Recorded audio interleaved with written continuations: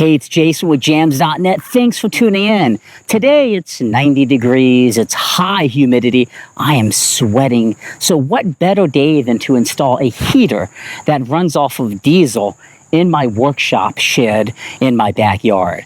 I've always been intrigued by these little heaters, and I have one in my hands to test and install, and I'm going to show it to you. I'm going to show you how I'm going to install it, and I'm going to do it before it gets cold. So when it is cold, I'll click a switch and I'll have heat. Stay tuned. Let's get this bad boy installed.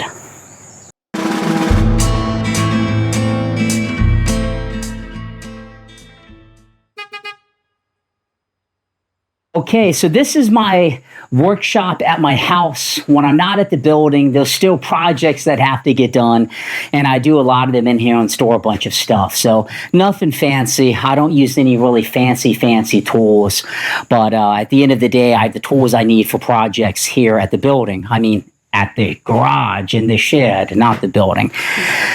I don't have any heat in here. I have electricity. I could install a space heater, but I have a few tractors at this property, and I have diesel in these yellow containers that I wouldn't mind rotating through that I may not be using. So what better thing than to put a nice diesel heater right here and vent it through here, so that way when it does get cold, I have a nice reliable source of heat using diesel from some of the tractors that may benefit from some rotation, because I don't like to let that stuff sit forever. So let's take a look at what I got here, and I'll tell you more about it. So I want to be up front. I was looking for these heaters, and a few companies contacted me, and one of the companies offered to send me one to test. And I said, I would love to test it. Look how light it is. I said, I would love to test it. And I'm going to pop up the name of the company here in a moment on this video. And I believe it's pronounced Daysyore or Daysyore. And they provide and build things like catalytic converters and EGR delete kits and a boatload of auto parts. These are Chinese manufactured parts, but they provide a boatload of parts for different projects that one might be doing. And they had this little compact heater that I'm unpackaging right now that I'm pretty excited to test out. You can see all the bits they send you. It looks like there's like a little exhaust or something here, some white gloves. I assume this must go like maybe to the heater as a side vent sucking air in, some exhaust tubes and other pieces. And this would be great to use some of that diesel fuel that I'm not running in the equipment that much in the winter. So my first impressions of this, it was definitely lightweight. You saw me pull that out with just one hand. It's a cool little screen on this. I'm kind of impressed by that. And I don't know if this is like a remote start or something. That would be interesting. That would actually be really handy, because then I could fire this up when I'm in the house all the way over there. Who knows? It looks like we have some more tubing here of various bits. This is what you get in the package. It's an ear parking heater. I don't know what that means. Ear parking. Choose more comfortable. So keep in mind, this Chinese stuff, you know, they pay a translator, and I think they do their best, but less than desirable, I assume here. So you got English right when you open it up. Control panels, user operation, shutting it down, using it. Talks about how everything's wired up. I always do, you get 2 pages of instructions there, that's it. So I do find when you buy these types of products, do not expect perfection with the instructions. You got to be creative a little bit sometimes. This is a pretty light unit. Not a whole lot going on. I guess it gets wired into a battery because it's an automobile fuel heater. So that's how it will start. So these are designed, obviously, and great for like RVs or the van life or whatever it is that one might be doing. This is, I assume, where it's blowing out of. And then you got your exhaust gizmos down here. And I don't speak Chinese, so I don't know what that means. But there's not a whole lot going on here. And then you have a lot of little bits and pieces. Let's go over to the workbench and take a look at this manual a little bit more in depth. So looking at the bits here, they even give you the drill bit, which is nice. But when we look at what it wants us to do, let's see about this install here.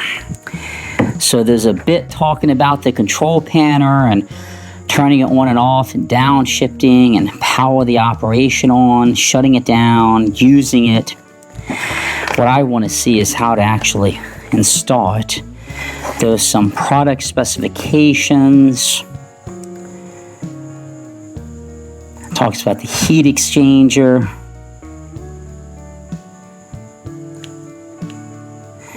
Warnings, don't install in combustible areas, the size of the product, install.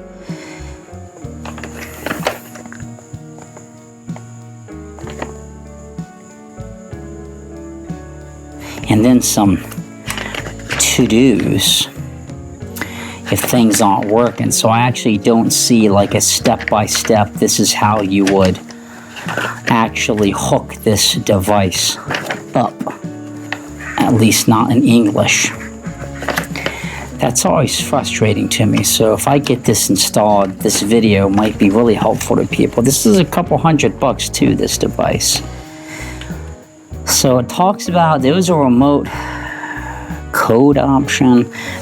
I do not see anywhere like step 1, specs, product installation.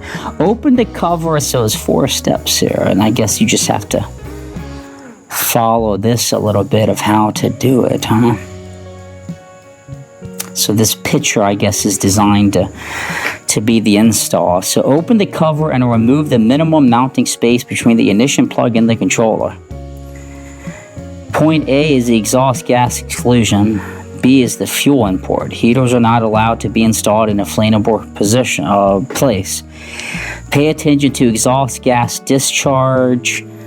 Do not place combustible articles on the air heater. The side of the product to be fitted with a hole.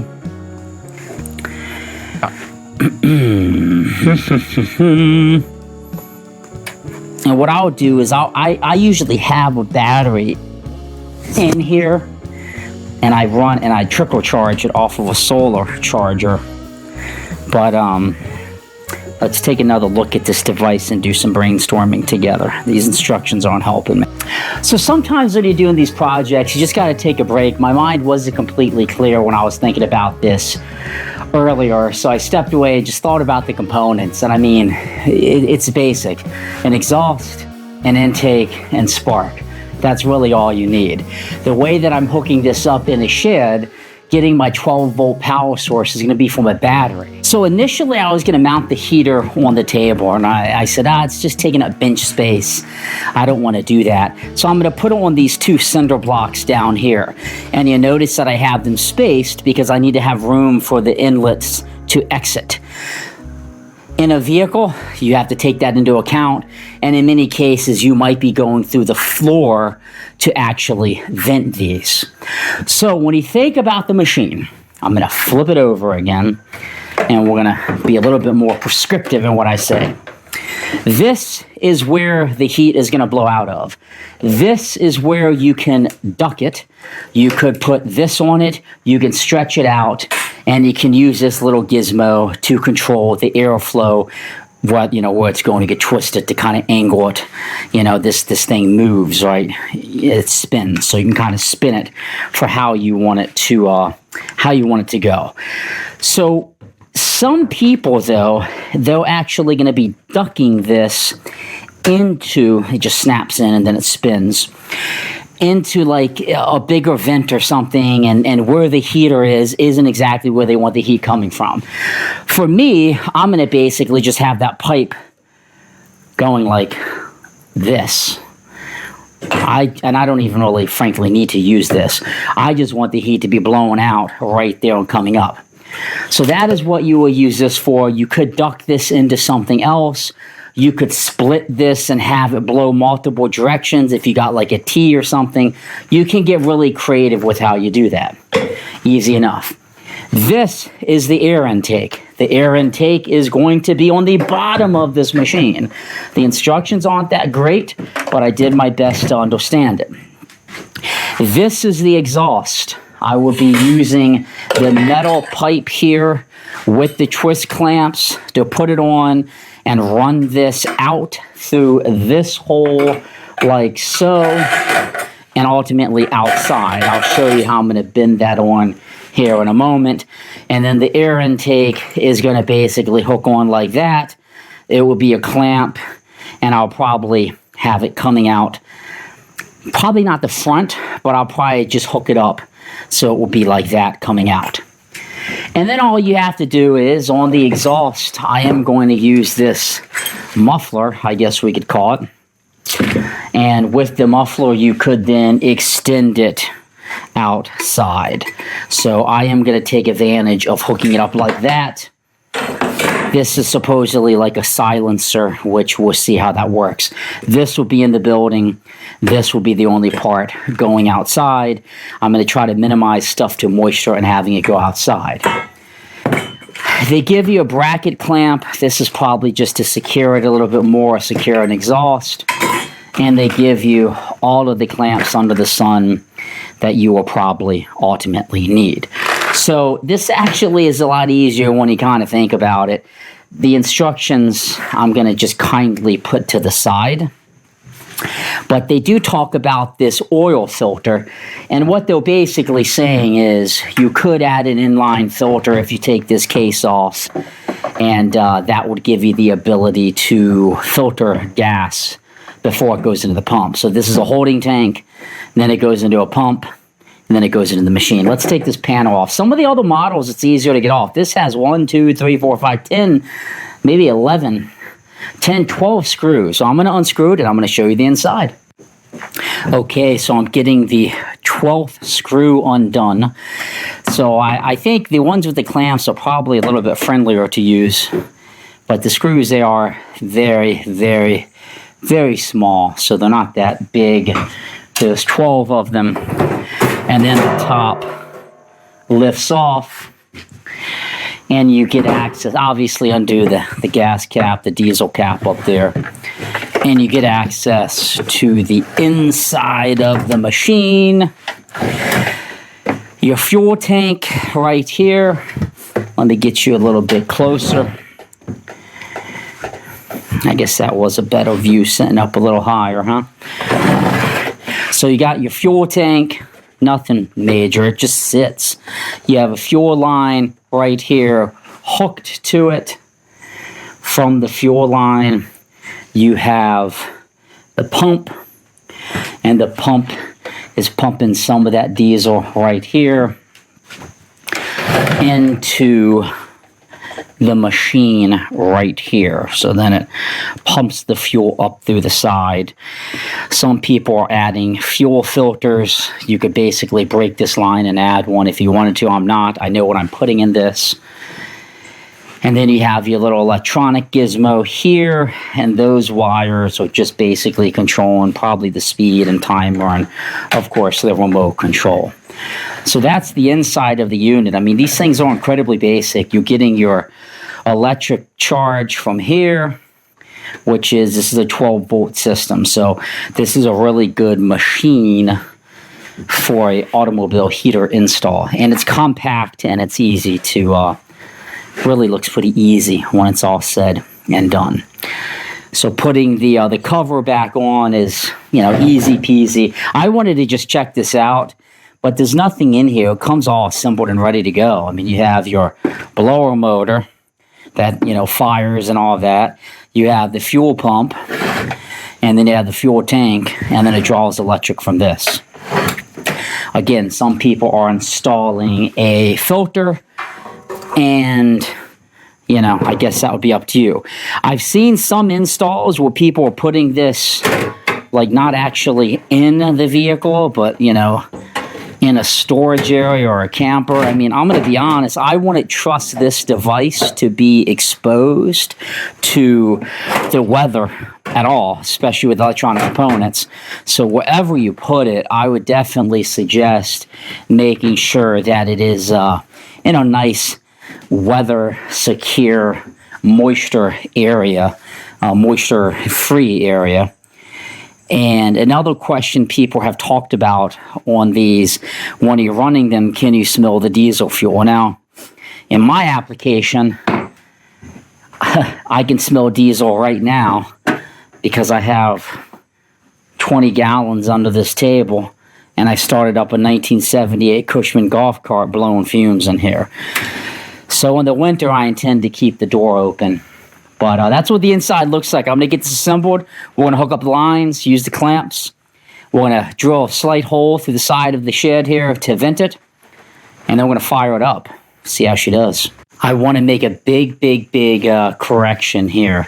I was swapping the air inlet and the exhaust. And that could obviously be problematic for you. So I took a picture of these stickers, which are in Chinese. And I went on Google Lens, and I can select the text here, and I can say translate. This says vent. This says air. So I know that this is the vent, that is the actual exhaust. Definitely don't want to make a mistake on that, so I had it flipped. Initially, I was telling you the one by the fuel line was the exhaust, but I started thinking, why would a hot exhaust be so close to the fuel line? That's weird to me, because I imagine that pipe is going to get a little bit warm. And the instruction manual just, you know, they kind of sort of explained it, but it wasn't as clear as I hoped. And you can see that this is air inlet. So that's going to be air, that's going to be exhaust. Front of the device, at the front of the device is the exhaust. So my method's not going to change too much, right? I mean, I'm going to basically hook this up. It lets me clamp it a heck of a lot better. But I guess I don't really need to run through the back of this and that hole, because I got to think about my air inlet being right here. And I don't want this pipe getting too close to that pipe, so they don't give you like a ton of room. So I guess I'm going to bend this down and see, because if I run it through this opening in the back here, it's going to basically cover that. So I guess theoretically what I'm going to do is run this like that from my vent, or from my air, put a clamp on that bad boy, and then this I'm just gonna tuck up and just kind of go straight out, because there's going to be nothing under this. I'm going to have this with a gap, so I can honestly just make it go straight out that side. So I want to show another important point here. I was like, how the heck am I gonna get my screwdriver in here, you know, to tighten it? But they make this little opening right here. So I've dropped the clamp in right there, and then you can put your screwdriver through there, and you can actually clamp it in. So you can see this is kind of the path I'm taking. I want to exit out on the left side of the device. I'm putting my screwdriver in, and that really does let you get a nice clamp on it. So now I have it clamped on super tight here. You can kind of see it up close. It's not going to go anywhere. That clamp is as secure as one can be, and again, you just put your screwdriver through there, and it really lets you get a nice clamp on it. So that's going to be my exhaust,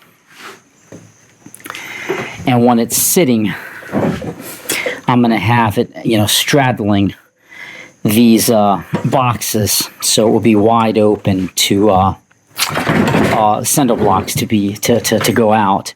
And then I'm going to put my air intake on, and I'm going to basically follow the exact same process on that.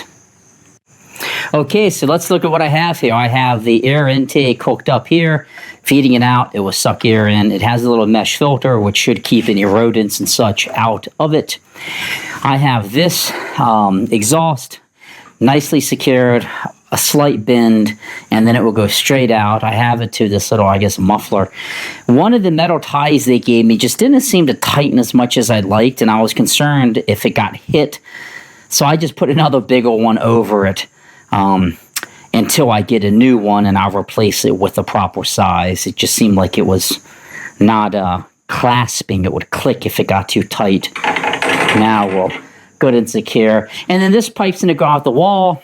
I'll bend it up a little bit, and then I'll arch it out to keep moisture out. I'll probably cut it at some point when it gets outside.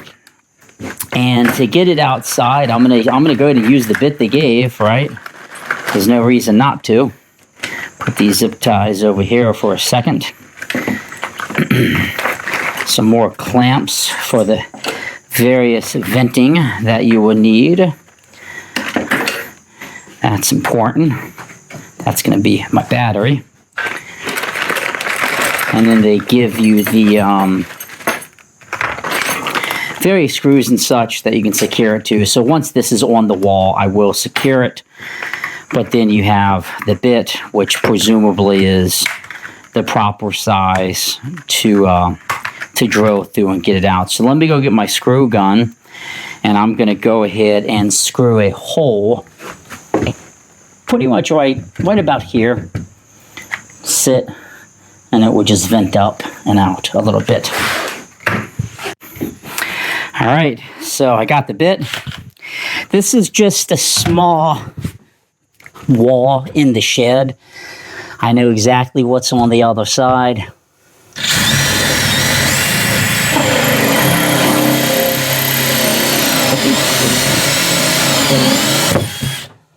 My battery is light.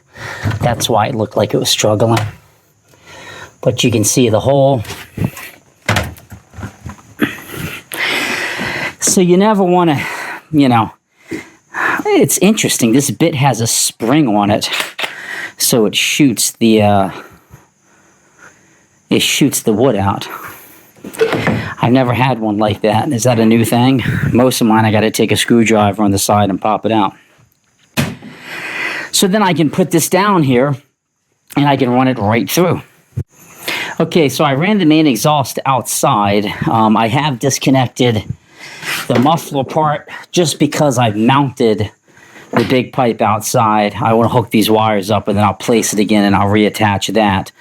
But, you have your positive and your negative wire, and you'll basically pull off the end. It's going to expose it. And you'll be able to just take it and, generally speaking, just loop it on there. And it will actually, when you tighten it, it will clamp down and give you the bite that you need. I'm just dropping everything today. But I'll go ahead and set this in. I usually just loop it just a little bit. I don't think you need to, but I do. So you just set that bad boy in and give it a really nice twist and tighten it up. So let's get up close. You can look at the wiring. It just goes in. So if you're hooking this up to a car battery, which I'll do, but today I'm just going to use a little jumper to show you. That would actually go on the main clamp, and you'd screw the battery and tighten it down. So just like you would hook up a trickle charger. So this is why this is such a good portable generator, because you can hook it up to a 12-volt battery, which you might be having an off-grid setup in a cabin, where your batteries are charging via solar during the day. Fantastic use of it. It could be in a car. It could be in a camper. It could be in a tent running off a 12-volt battery. It could be running off this golf cart battery if I wanted to. And here, I'm going to have an array set up. It's just not completely done yet. I'll have some batteries in here that are being powered off of solar. So I'll basically be living off the grid per se, even though I have electricity. We won't tell anybody that. But this will run off of one of those batteries. So let me hook this up. You can see the exhaust outlet going through the wall. And let's take a step outside. And I'm running this up and over the chicken coop. In the winter, this window's shut, but this is clearly enough where it's not going to be creating any issues. It's coming out, it's secured, bending it for moisture, and it's going to go out this way. So I'm curious to see how this holds up to weather. But pretty clean install. You can't see it because the chicken coop blocks it. It's high enough where it's not going to be sending carbon monoxide into that.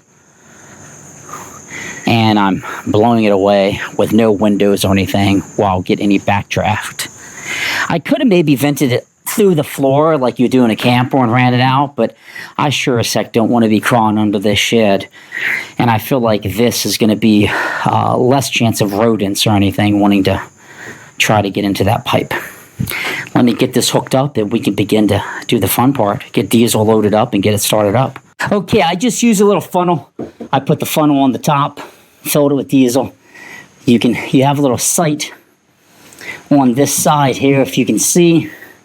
Probably not. It's dark down here, but you can basically see how much fuel is in it because it's open. I have a little more than half a tank in it, judging by the line. So let's take a peek at the little instructions so we can get this thing fired up. Alrighty. Power on. Power in the shutdown state, press the power key. It will start up.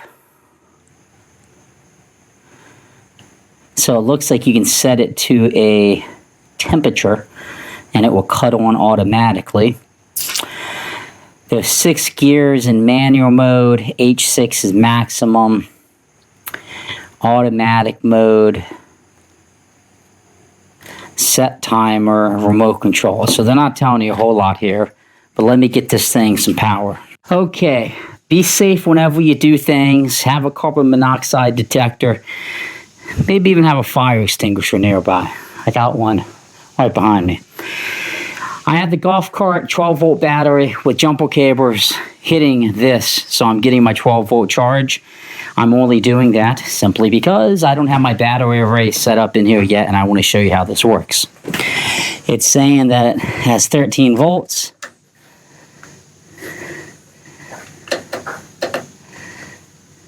And I just got to figure out how to turn it on.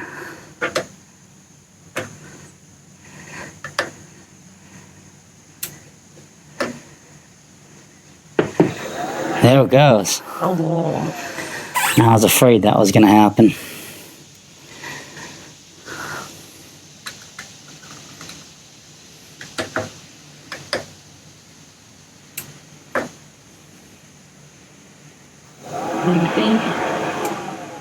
Yeah, I got to get my battery out of here. It's not going to do it how it was hoping.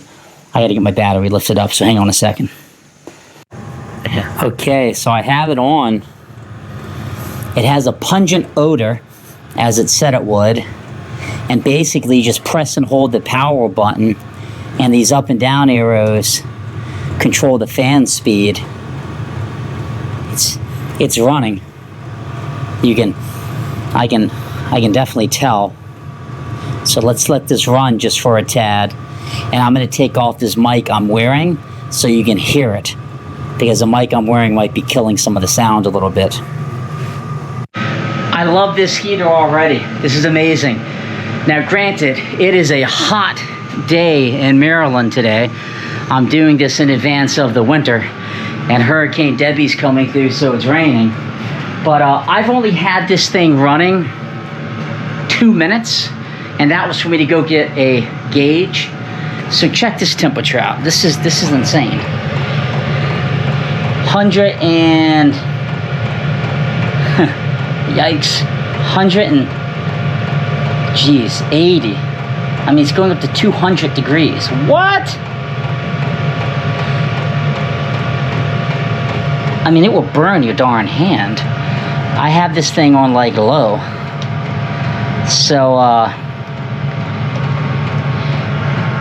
This is gonna heat this building or this shed. It's about 200 degrees coming out. See it for yourself there. It's pretty quiet. Let's go outside. I'm gonna crank it up actually. I really wanna get the exhaust blowing outside. So I just hit the power button here, or the up button. I like how it shows you the 12 volts too. So I assume it's measuring how much is left on the battery, so you don't completely run a battery down or something. This is the outside.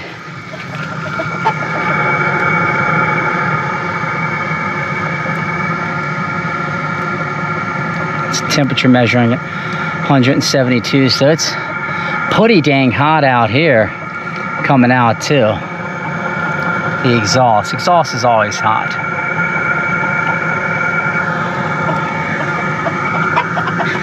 Obviously you want to be mindful because if you touch that it's going to be hot.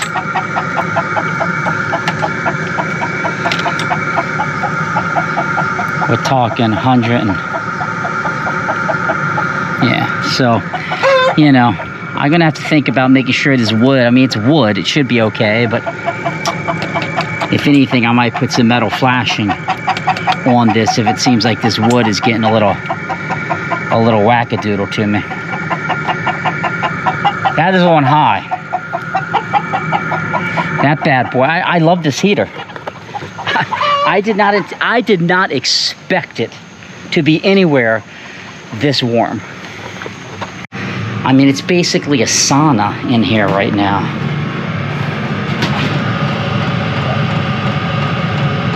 And you can see that temperature coming out.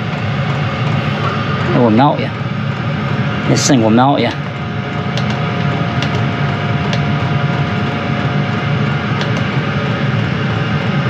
Cranking it up a little bit more. I do not notice any smell of diesel at all in here. I do notice a little bit of a odor, which it said that would happen on first startup, and that's kind of expected because, you know, it's an engine. It's like turning your heat on the first time in the winter. You smell things through the vent. But I'm gonna shut up. I'm gonna put this closer so you can actually hear it.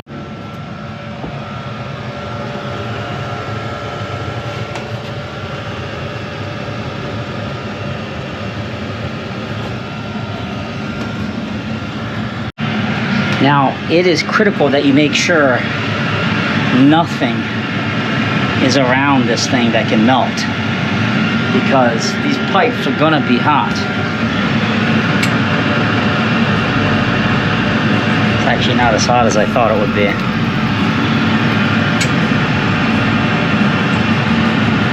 I mean, you don't want to touch it. Yeah, there we go. You can see how hot that exhaust pipe is. That's why I got this thing on cinder block. So however you install this, I mean, we're talking 300 degrees Fahrenheit. Wherever you install this or however you do it, you want to be mindful of that. Now, I'm not one that's going to keep this thing running on automatic, personally. I will always be in here monitoring it. But look at those temperatures coming out of this. I mean, this is just a diesel portable heater. Quiet. Once I get my I'm gonna have a battery array sitting probably right here, or maybe up here. I haven't decided. And then I have solar feeds that come in that will keep that array charged. Absolute thumbs up. I'm flashing up right now the company that sells this. If you need portable heat in a camper, in the back of a truck, in a shed like I'm doing that can run off 12 volt, how can you beat this? I'm gonna be able to use diesel that, you know, I'm not using as much of, and I can rotate it out in the winter because I got to keep my tractor with plenty of diesel for snow. But, you know, I wouldn't mind being able to rotate it, and I do have a constant supply. This little tank, maybe it holds a gallon of diesel. I filled it about 70% up. And I mean, it's like probably over 100 degrees in here right now. It's 102 degrees. That's changing. It depends where I hold it, obviously, but you get the sense of just how warm it is in here. I mean, I'm sweating. It's a sauna. Absolute thumbs up. Thanks for tuning in to JamzDOTnet. I hope you found this video a little bit helpful, and be confident that you can install this. It comes ready to go. Hook up the 12-volt battery, hook up the air intake, hook up the exhaust. Be mindful how you hook the exhaust up. It will be hot. Put a carbon monoxide detector, whatever this unit is going to run. Put diesel on it. Hook it to your 12-volt source. Press and hold the power button. Bam. You got heat. Thumbs up. Let me know what you think in the comments, and give JamzDOTnet a subscribe on YouTube. It means a lot to me. Have a great day.